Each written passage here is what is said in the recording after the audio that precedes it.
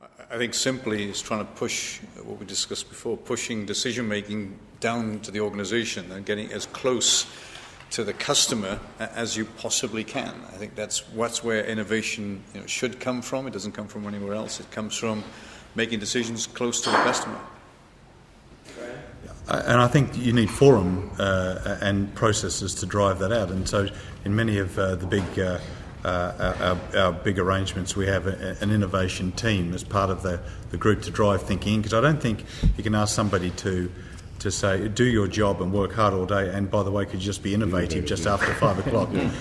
Because please come forward with your innovative ideas, because it doesn't happen, because you're tackling with the here and now. So you need, again, some different ways to think of that, maybe some external blood coming in. And so I'm sort of the belief that if you operate in the domain in which you have worked and you learnt and you've undertaken business, then it's very hard to say, let me just think out of the box, because it's not quite clear what's out of the box. So I think maybe having some external stimulus in there as well is always useful from a whole variety of sources.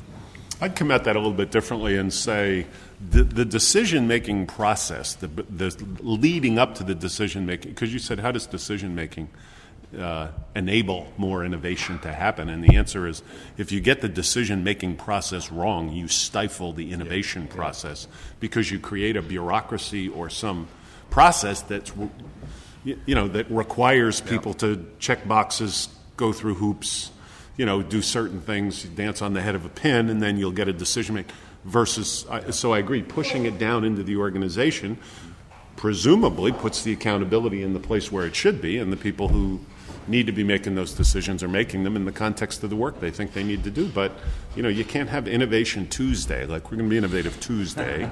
That's our day for innovation based on history. Look at data points. It doesn't happen. So I think you have to avoid creating the impediments to innovation. I would just add that I think when I think of the innovation in my own experience, a lot of it comes out from being intensely competitive.